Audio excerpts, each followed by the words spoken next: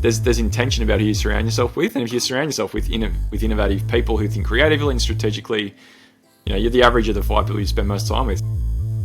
You know when you're out with your workmates and it hits a point in the evening when someone says, "All right, enough shop talk. What else is going on?" And that's where the real conversation starts. This podcast is that conversation. My name is Amar Iqbal, and over the last 20 years leading innovation at companies like Facebook and Deloitte, I've met lots of interesting people. Sure, their day jobs sound cool, but I've always been fascinated by the real-life stories behind the executives. My guest today is Mark Dombkins. He's the founder of Forever Projects, a not-for-profit based in Australia that's helping women break the cycle of poverty and create a self-sustaining future. Here's my conversation with Mark. Hi, Mark. Amar, how are you? I'm very well, mate. How are you? I'm better because I'm with you. Such a sweet guy, as always. Welcome to the Enough Shop Talk podcast. It's such a pleasure to have you on today. I've been looking forward to this conversation for a while, ever since I started this podcast. So thank you for joining us here today. Thanks, mate. A pleasure, and love your work. Love you as a friend. Excited to get into it. Thank you. Too kind. Well, as you know, Mark, it's a tradition around here to give the guest a very short window of time up front to talk about themselves. Yes. So I'm going to give you 60 seconds or less, Mark. Why don't you tell us who you are and what you do? So I am Mark Dombkins. I'm the founder of Forever Projects. We are on a mission to help women break that cycle of poverty, create a self-sustaining future. That's just one role that I play, though. I'm also a husband, a father, a friend, part-time maths teacher, and a coach. Wearing many, many hats there, and we're going to dive deeper into those because I know you've just kind of glossed over a whole bunch of things which our listeners are probably scratching their heads thinking, how does this man find the time to do all of that? But let's deep dive into all of those. So look, I've known you for many years, Mark, and as fascinating as your day jobs or the many hats that you wear are, the topic that I really wanted to deep dive into today is your life as the founder of Forever Projects. So I thought it might be a bit of fun, just so our listeners can get to know you a little bit better, if we play a quick game of true or false, if that's okay with you. Let's do it. All right. So true or false number one. You and your wife, Anna, as well as your 2 young children, picked up your lives and moved to Tanzania for 3 years. True or false? That's true. Okay. So the obvious follow-on question to that is, what was it like living in a place that most Westerners, frankly, have only ever seen on a map?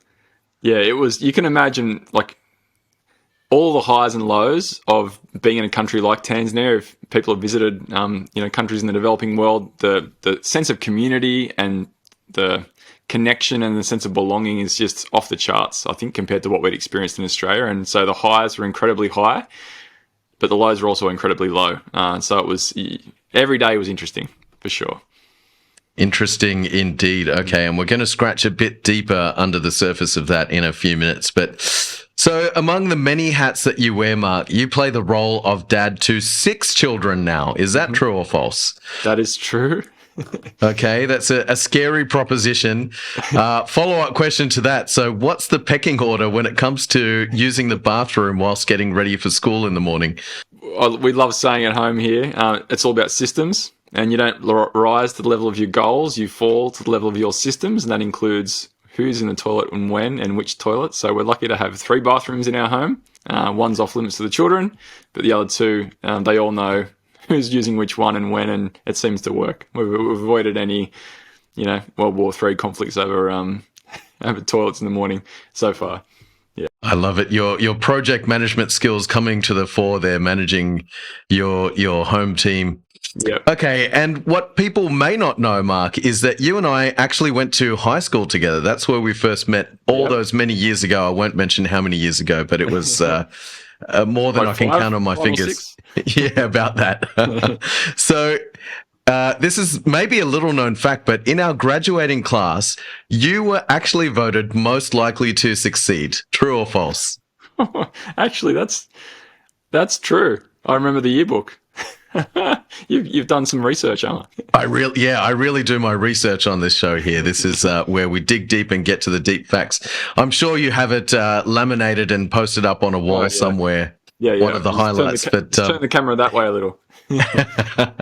so, okay, the question is, all these many years later, do you feel that you've lived up to that expectation? Yeah, I would say because you can define success as you want, I would say yes. And it's about, the what do we find important, what do we value in terms of the relationships we have or the change we're trying to make, and how are we going, with our goals in those areas, as opposed to the kind of metrics that the world throws on us of what success looks like. So, and I think everyone could answer yes to that question if they take the responsibility or the initiative to say, I'm going to decide what success looks like, not in a selfish kind of egotistic way, but and then kind of live up to that. So yeah, very proud.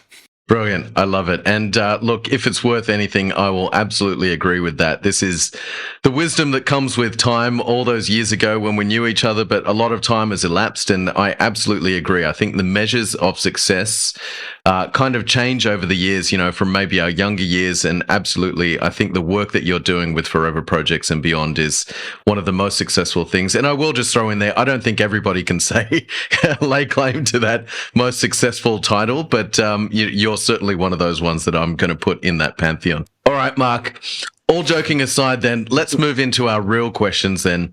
So I remember when you first started Forever Projects, it was over 5 years ago. And then I was fascinated by your personal story, actually. That's what led you to this point in the first place. Mm-hmm. So it's like something out of a storybook. You pick up your life and you move to this remote country. And while you were over there, you found your calling. Everyone's thought about this sort of romantic notion at some point, but you actually went and did it.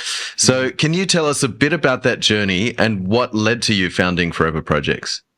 Yeah, mate, it's like any story, it starts with just one kind of inciting incident, a moment that changes the trajectory and the next step you're going to take. And any journey starts with a next step in a different direction. And for us, it was Anna and I, my wife and I had just had our first child, Jackson. He was 6 months old, sitting at home in our comfortable lounge room in Wollongong, New South Wales, south coast of Australia, and flicking on this documentary. It was called The Dying Rooms. And we're like, what is this? And it was about the situation of children who are like in interim care or orphanages in a developing country. And these volunteers were completely appalled by the human rights abuses that were going on in this place for these kids. And so they kind of snuck cameras in and they're wandering around this orphanage. And there's these kids that are just being neglected. There was a room where kids were kind of sent basically just to die. And they were just strapped to these chairs, not fed. And it was pretty overwhelming. Like, we didn't know what to do with ourselves, but we're just watching this thing and then looking at our son who's 6 months old on the couch, just thinking, here he is, he's just had a feed. He's sleeping soundly next to his parents. If either of our parents, Anna and I parents, came in as grandparents, they'd be running, pushing each other away to like give them that first cuddle. And here's these other kids that haven't got that same opportunity. And so that was the kind of moment for us where we were like, what would it look like to open up our home to kids like this who didn't have that hope of a family of their own? Now, it's a long story between that and then ending up on a plane with Jackson 4 years later and our second child, Jemima, who was 1 when we moved. But that was the moment for us that really planted a seed, I think, to kind of imagine what our family would look like if we opened it up to kids who didn't have that hope of their own. And we did explore domestic adoption in Australia and foster care and looked at the inter-country adoption program. But long story short, a lot of red tape. And we're like, well, we've been keen to move overseas anyway. And Tanzania was the country that ticked the boxes. It was safe, obviously really important, moving there with 2 young kids. And you've got kids similar age to what ours were at the time. And one where the ethical nature of adoption was really important to us, obviously, where we could trust that was going to be upheld. While living and working there, we fostered and eventually adopted our 3 more beautiful kids, Shay, Charlie, and Jabari. And so that was the end of 2010 when our family went from 2 to 5 overnight. Yeah. So, clearly a lot of thought has gone into that in terms of making the choice about going to Tanzania. But you mentioned the word adoption, and one of the key things that always stands out whenever I hear your story is about that visit that you made to an orphanage when you were there. Maybe you can tell us a bit more about that. Yeah, so even before arriving in Tanzania, we were already, we'd made the decision to move there and we'd gotten jobs. And so we started investigating organisations that actually had children in their care where there was no longer a possibility of family reunification, and they weren't connected to biological family. And so the best option for these children was adoption, compared to living their life in an institution. The thing I think that resonated, mate, with the organisation was they said, our mission is to keep families together at all costs. And their happiest day was what they said was a day where they could close the door on the orphanage because kids were being cared for by their relatives in the community, and they were no longer needed as an orphanage. So that really resonated with us. And the day we left the baby home with our 3, like, your heart breaks for the 57 other kids you walk past who aren't going to go to a family. They're still in that institution. And so I think for us, the lingering question, when we got home that night, and also days and years since, has been what would need to have changed in our kids' biological mum's story, and all those kids, all their biological mum's story, so that abandonment and malnourishment wasn't a separation factor for families in the first place. And that question was what really inspired us to start Forever Projects. What a powerful story. And it really speaks to how you've built your family out of love, but also that led to you building something larger and sharing that love with a broader community as well. So is there any one particular story maybe that stands out? Yeah, totally. So the fortunate thing for us was at the time we were asking that question for ourselves, what would need to have changed upstream, like a systems change solution to adoption and child abandonment. The organisation we'd adopted from was already thinking about that, and they'd already piloted this project to kind of identify women in crisis before the point where the child was so malnourished that they weren't able to care for them, or before they tragically made that decision to abandon their children.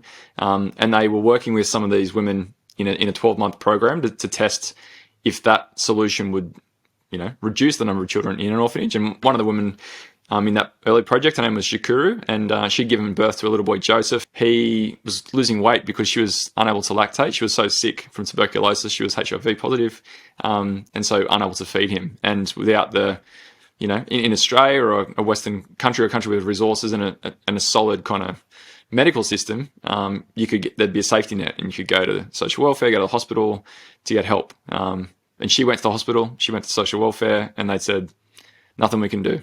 And so she was in this desperate situation I can't even imagine, of watching ongoing, is it better for me to give up my child because I know that he's going to, be at least nourished, or is it better for me to keep him and watch on as he loses weight further? And no woman should ever have to ask that question. And there was real danger that, little Joseph would have ended up even in the same orphanage that our kids had been in all those years before. But this is a great story in that it didn't end that way. She was one of the women identified in the project. So along with other women, she joined the team at this orphanage we'd adopted from for kind of a weekly training program. So each week her and other women would join. They'd receive nutrition for their malnourished child. Obviously that was the most immediate need, in addition to crisis support that would help immediately improve their quality of life. But then once she'd be coming for a couple of weeks and the kind of context of her life was clearer to the Tanzanian team, they then identified, okay, what business can we help set up for Shakuru that is going to provide income for her and Joseph going forward? Like, once he's weaned and on solid food, how can she provide for him independently? And they identified she was a great seamstress. She had experience in sewing, very creative, but didn't have the capital to start a business. And so they purchased a sewing machine and initial material, did business training, all the stuff around how do you charge a certain amount of profit to make a margin and then go back and buy more stock and have enough to live. And the business was thriving. And within 12 months, Joseph's chubby and healthy. Her business is producing income to the point that she was able to finish building her home. And she was independent. And that whole 12-month program only cost 1,200 Australian dollars. And so hearing stories like that over there, we're like, this is amazing. This is the solution to the problem that our kids and their biological mum faced. How do we tell more people about this? It's remarkable. What a heartbreaking story to hear that, as you say, nobody should have to go through that choice, in particular with your child. And it's such a tricky situation. It's good that in this case, it turned out with a happy ending to that story. But I think some of the things that stand out to me there is, sometimes our inclination can be, well, we hear one of these heartbreaking stories and it turns into a case of charity. One of the things I've heard you speak about a lot is the concept of a hand up and not a handout. How did that shape the forever part of the Forever Project story for you? Yeah, that was by design, again, by the local team that were running the program, and their strong belief was, obviously it makes sense economically for a family to be on their own feet and independent, but also from a dignity perspective, like the pride. Like I've purchased goods from Shakuru's stall, and the pride in her eyes as she sells you an item that she's made without any help other than that initial startup. That's so important, and I think it just translates to further belief in other areas of her life, and then other women in the community see the change in her and believe the same is possible for them. So that forever aspect of the work is super important. So hand up, not a handout. This experience obviously struck a chord with you and your family, and to your credit, you actually decided to do something about it. For a lot of people, that's kind of where things typically end. Maybe you'll give something to charity, or you might do something, but there's kind of an end point to that. But in your case, you found a way to take your personal story and actually get others involved in it. You kind of turned your personal story into a movement of some sort. So how do you go about turning your personal story into a movement that involves other people? Such a good question. And I think it's really important especially for founders, but anyone in a business that's, solving problems, which is what businesses, whether they're for-profit or non-profits, do.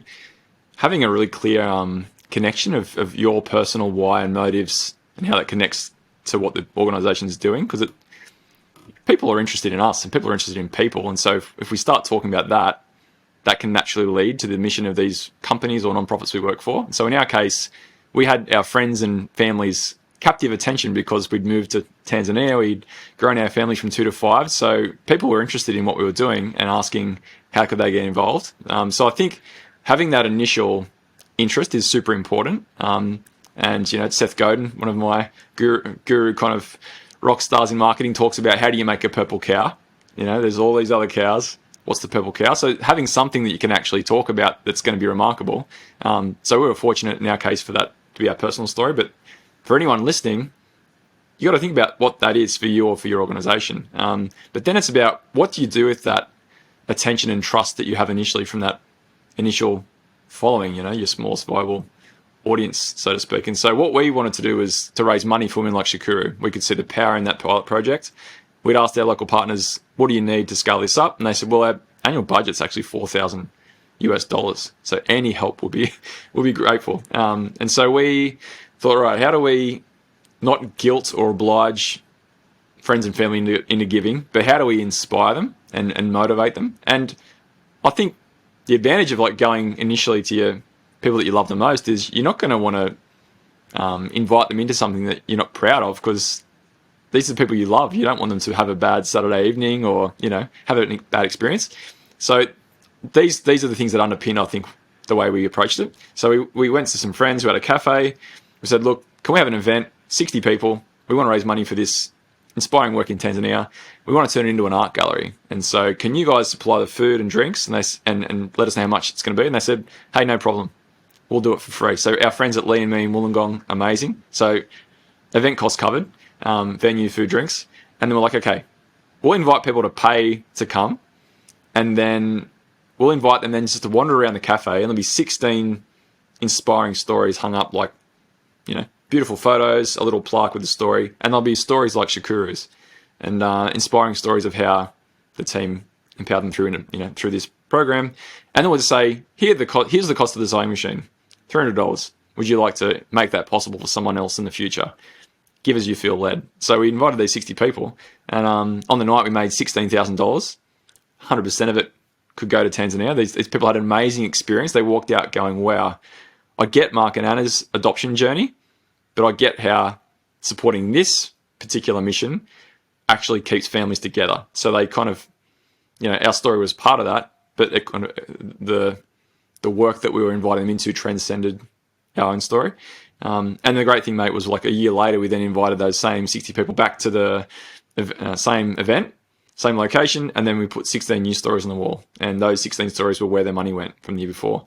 So there was that beautiful connection of, okay, we've got your trust, we've asked you to donate, but we're not going to forget to connect you with the power of your impact. And those are the kind of, I think, key philosophies that have helped us scale for the projects. Is just inviting people in through storytelling, hope, inspiration, and then when they give, celebrate their generosity and help them see how far the money went. That's an amazing launch story, but I think one of the most powerful things there as well is how you've used your personal story as something of a lens, right? I mean, frankly, before you started doing this work, I couldn't even spell Tanzania.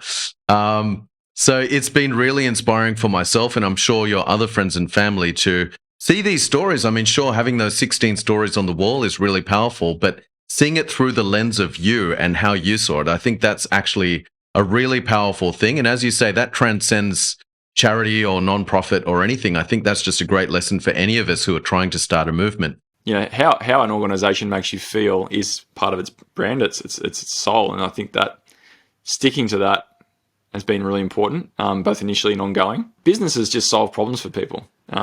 We're in the same, so approaching what we're doing from a business mindset and saying, how do we solve both of these problems in a way that there's intersection? That's been different as opposed to maybe a traditional charity mindset, which is, hey, we'll come over and solve your problem, Tanzania, or hey, rich person, I'll shake a bucket, you give, until, you know, you should feel guilty about what's going on. And that's like just totally not the way we want to do it. So I think those couple of things are some of the ways that we've tried to really hook people in. Mark, I really like that approach. Nobody likes to be guilted into doing anything. And that often seems to be the resort in this kind of space. But it's great to see that you've really approached it with a business mindset. And for me personally, one of the phrases that I've heard you use continually, and I've now adopted it into my life as well, is a really powerful phrase.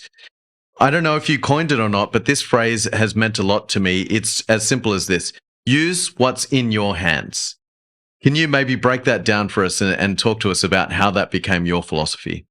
Yeah, I'd love to take credit for it. I can take credit for like leveraging it, amplifying it, but that was one of our community members, Matt. He's a really amazing builder. Was telling the story of at one of our events of just how he had been just building homes for people and then kind of using some of the profits to give towards for projects. And people are asking him, how did you decide to do that? He's like, well, I just thought, what's in my hands? I've got a hammer. I can use that for good. And we thought, oh, that's such a great way of saying it. It's like, because we believe everyone, whether it's their time, their talent, their network, their money, like everyone's got something in their hands they can use. People have really appreciated being trusted to be generous as they feel led. And going back to kind of the brand piece, we've really tried to grow our community and movement by, instead of just saying, what can you do? Here's some text, here's some ideas. It's just like, hey, here's Armour, here's him using what's in his hands. Here's Josh over here, here's Penelope. And our social media feed is just full of people, being celebrated for being generous. And then those stories inspire others. So yeah, that's been super important for us and continues to be. It's such a powerful phrase, and I've been using it at least on a weekly basis. I may or may not take credit for it, but I sometimes give you credit for it as well, and the work that you've been doing. But yeah, I found as I say that phrase to other people, really it's a bit of a light bulb moment to say, wow, it's not just giving time, giving money, giving whatever it may be. There are actually other ways of thinking about how I can create impact and rally around a cause that I'm working on.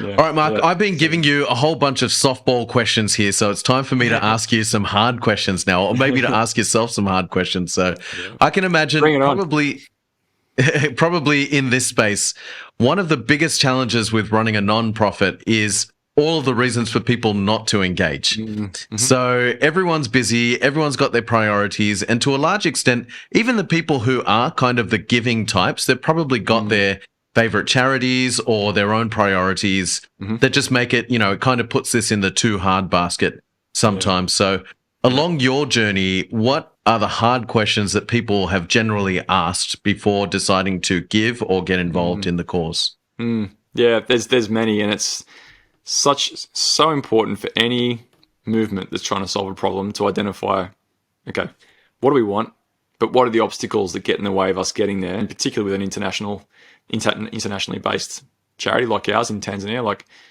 when I send that $100 via credit card into your account, how much actually goes over there, and then what happens to it? So we, as I was saying earlier, like we've kind of really tried to think about other organizations that are adopting best practice in this space and trying to chart the way, so to speak, in terms of best practice. And one of them is called Charity Water, and they innovated on this amazing business model where they separated their charity's operational costs for their staff and cost of fundraising, from the actual projects themselves. And so they said, look, 100% of your donation will reach the projects that we're funding because our core costs are covered. And I heard this in a podcast years ago, and I was like, that is genius. And so in 2017, we adopted that as a business model, and every cent since that's been donated for projects, for the project itself, has reached Tanzania. And then another question we often get asked is around, then, okay, you've got my $100. We trust that you've got the right team in place to, deliver the program, but how do I know if it made any impact? And so early on, we created this, we investigated what does it look like not to measure outputs, as in how many businesses have been set up, how much nutrition has been provided, how many mosquito nets have been given out, like they're all outputs, but instead measure outcomes. So what change in income did Shakuru experience because of the business that was set up? How many cases of malaria have families had since being educated about malaria and having a mosquito net? What's the weight of the child now compared to 6 months ago, 3 months ago, on the back of the nutrition? And so we've got a really robust kind of measurement and evaluation framework in place that's all the local partners will enter the data in real time, and that then spits out on an impact dashboard on our website.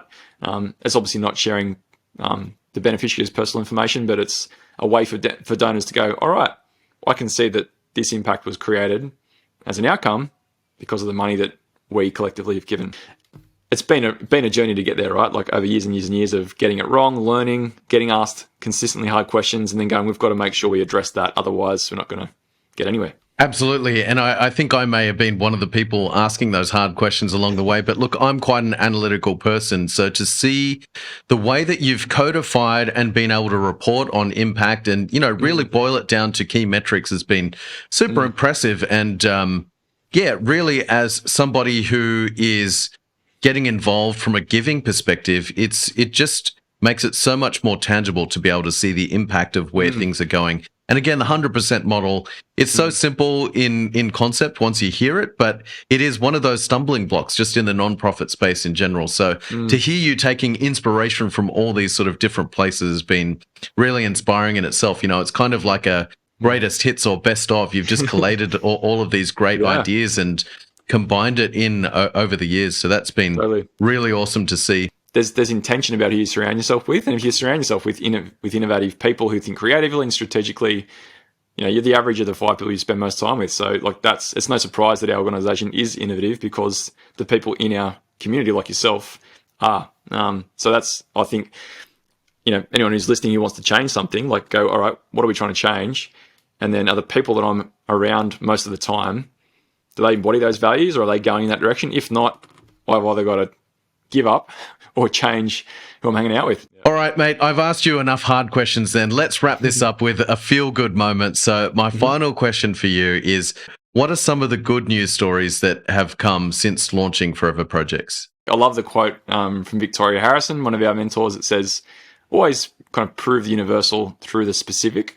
So tell a story that shows the power of what's been achieved. And for us, as adoptive parents, but also with people who care about helping women break that cycle of poverty, it's Shakuru's story. So I shared her story earlier about her little boy Joseph and the amazing change in her journey.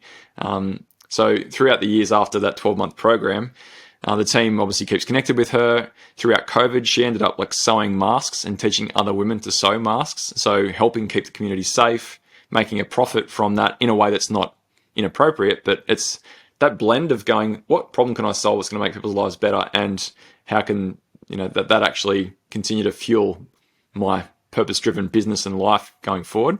But even more so, then the local teams were like, oh wow, she's actually able to, without any kind of nudge, just naturally coach other women. So how do we invite her to come back in and kind of join the paid staff team as a coach or as an alumni? And the team's interested now in kind of identifying women like Shakuru and others that can come in who have so much empathy, right, for the women who are just going through that 12-month program because they've been there, and guiding them to coach. And one of the ideas is that she could set up a room in the baby home, the very baby home we adopted our children from, and set it up with sewing machines and kind of teach women how to sew. And little Joseph will be there with her for that. He's probably 5 or 6 years old now.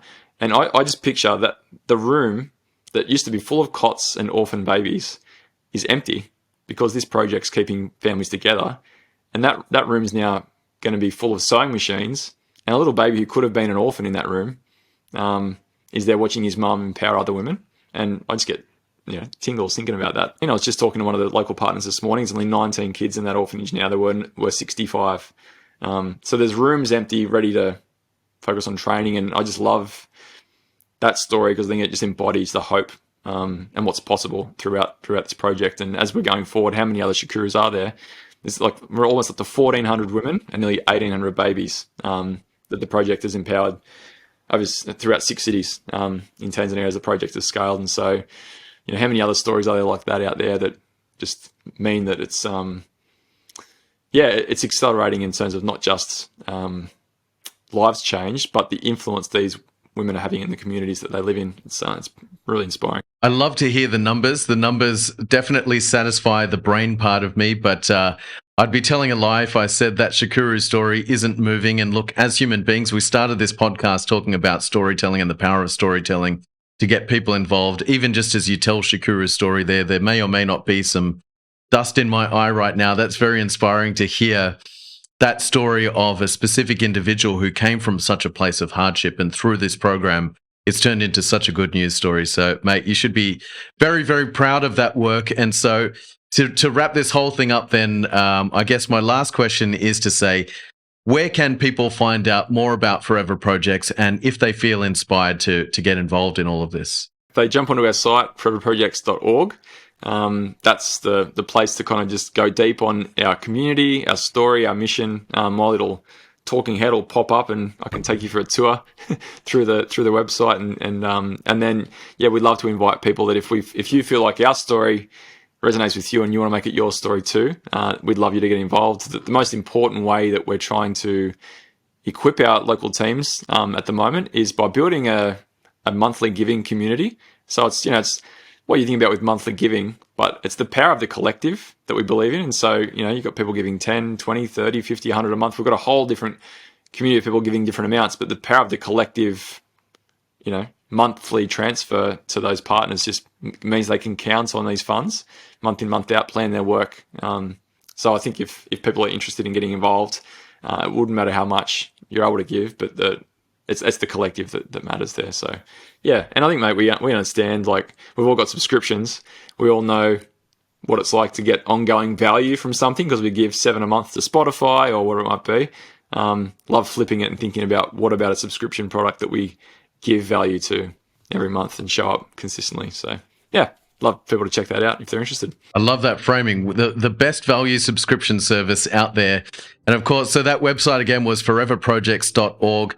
Also, I'm not too big on social media, but if you search for Forever Projects on LinkedIn, Facebook, Instagram, all of the usual places, you'll also find more of Mark and his lovely, lovely team talking about the stories and the impact that they've been making.